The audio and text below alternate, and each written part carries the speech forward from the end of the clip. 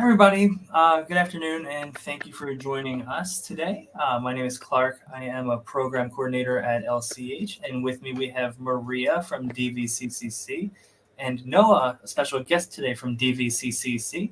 He's a program coordinator for the Coaching Boys into Men group.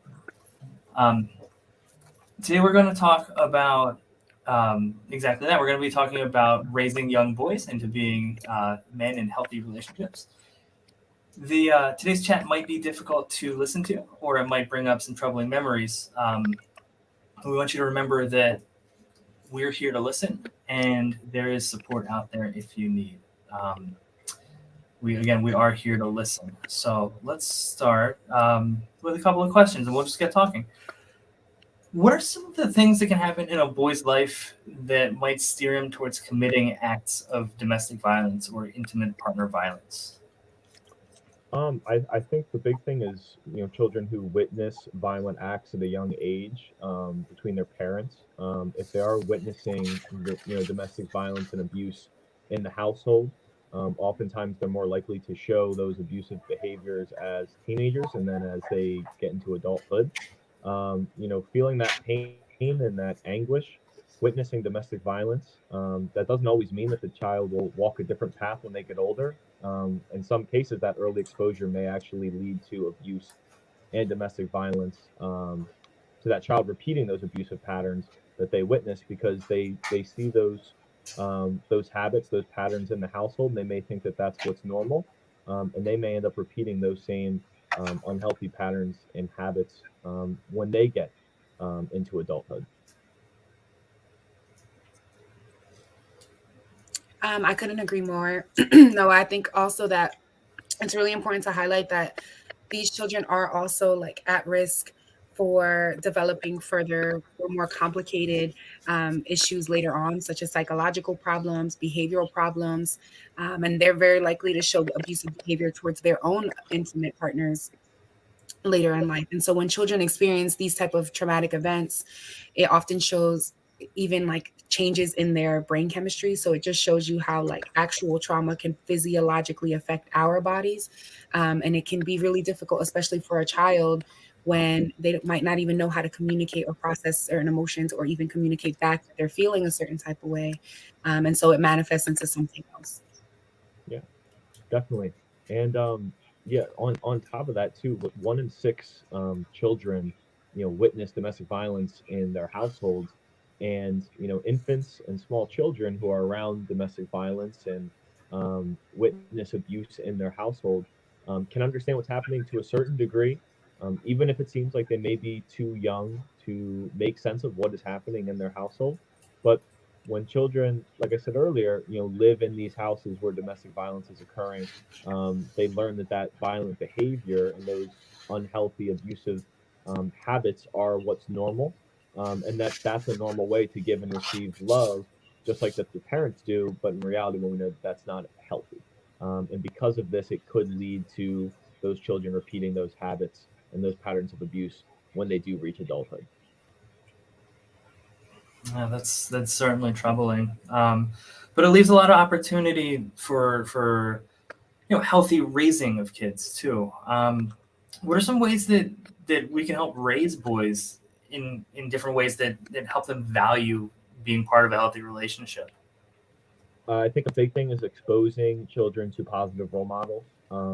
When children are observing their parents and other important adults who they view as important, um, and they see those role models exhibiting healthy and positive behaviors and actions, they're more likely to repeat those same habits and those same actions. I think it's pretty simple. When a child has a positive role model in their life, they're more likely to engage in constructive and healthy actions like the person that they look up to. And I really think that having positive role models can not only help shape those healthy habits in those children at school, but it can help them in friendships, relationships, outside of the home, in their community. I think overall, having positive role models and exposing children to positive role models will help them really value those healthy relationships and healthy habits as well. For sure. I would also have to say to add on to that, Noah and Clark. I think equality couldn't be more important. It's super, super important for men to see, especially our little men, right? Our boys to see that women are their equal. Some studies show that men who see women as equals are much less likely to be violent towards us versus men who may believe in traditional gender roles, such as like men providing for their families and women being at home and they play that they only and solely play that role. They might be far more likely to commit intimate partner violence. Yeah, and something to add on to that as well. I think a big thing with children, especially young boys, is teaching them how to resolve conflict, not in an aggressive or physical way. There's that old term, boys will be boys, to kind of brush off aggressive behavior. I feel like we hear it a lot. But what I think we should be doing is teaching children and young boys that the power of language could really be used as a problem-solving tool, and language can be used to help conflict resolution.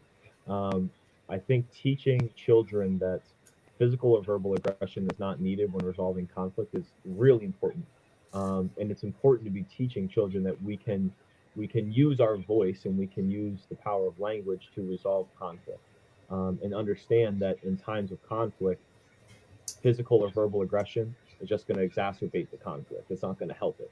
On top of that, I think it's something we could teach children. I think even as adults, a lot of us do this as well. Is we focus on winning a conflict and focusing on winning a conflict rather than focusing on the relationship. So if we get into an argument or we have a conflict with someone that we really care about, we have that philosophy of it's you against me instead of it's me and you against the problem. And I feel like when we go into that way of thinking where it's you against me, that once again is only going to exacerbate the conflict, and it's not going to solve anything. If anything, it's just going to make the conflict even worse. So I feel like on top of that, we need to be teaching children, and a lot of us can learn from it ourselves as adults too, focusing on the relationship, picking our battles, and not having that mindset of you against me, and not focus so much on winning the conflict and winning the argument at the expense of possibly, losing that relationship and that healthy relationship that you have. Yeah, that's really important. And just echoing what you said, no, I think that that's something that a lot of us grown-ups overlook too. It's really easy to want to win the argument as opposed to winning, or as opposed to keeping the relationship as strong as it can be. So let's teach our kids, but keep that in our pockets too. I really think that's a great point. Changing or pivoting a little bit, there's a statistic that says that about 24 people every minute are victims of domestic violence. And 90% of them, so 22 out of 24 of them, are committed by men. And that's an overwhelming number. And it's terrible to think about. At the same time, about 1 in 4 men will be victim to an intimate partner act of violence at some point in their lives. I read that statistic, but that's very awakening. Is that an accurate number? 1 in every 4 men?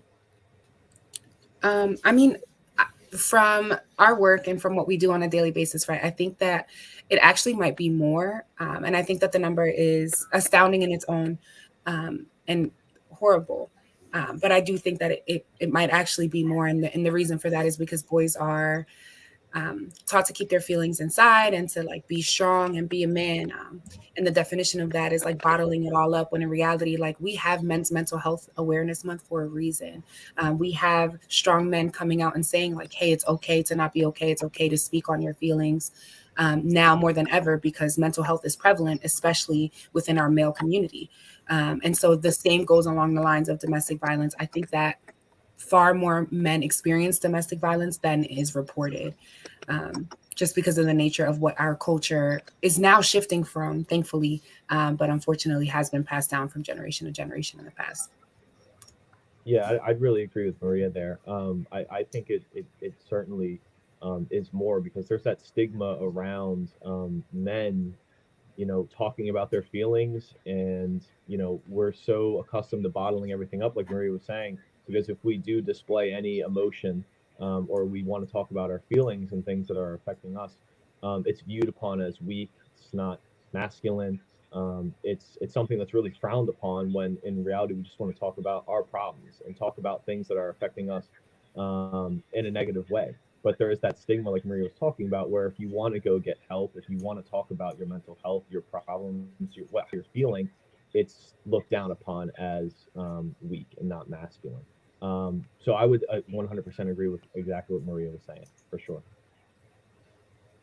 Yeah, absolutely. And it's really important to, for the young men and young people in general to really understand how to open up, how to talk, how to come to terms with conversations that need to be had too. I'm just harking back to the whole conflict resolution point that you had made, Noah, where we really need to preserve relationships, and talking it out is often a really great way to do so.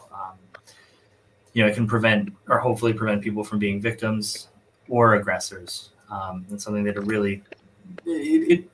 really takes a lot of work from a lot of people. There's the old saying, it takes a village to raise a child, and it's hard to disagree with that, especially when we're talking about, raising our young boys and our young girls and our young everybody into being, advocates for healthy relationships. Kids, since they're born, are always observing, they're listening, they're imitating everything that we do, everything that we say. They're constantly recording, they're constantly absorbing everything. Everything that we're talking about today really represents important values like respect, consideration, honesty, just kindness. And if we can really model those values, then I think we're doing a real service to the generations coming, that's coming up. That we're directly molding and raising them right. I think it's very much easier said than done. It takes a lot of work from a lot of different resources, but I really do think that if we use these tools we're talking about, we can do wonderful things for the young boys and young everybody that we're raising. So with that, I just want to say thank you to everybody for joining us, spending a few minutes with us. As always, thank you, Maria, and thank you, Noah, for stopping by today. Again, Noah works with the Coaching Boys into Men group as part of the DVCCC, wonderful organization, and we all know Maria, who is one of their all-stars at DVCCC. So thank you both again, and I wish you guys a great afternoon. Thank you so much. Thank you guys you. too. Thanks, guys. Yep. Bye now. Take care.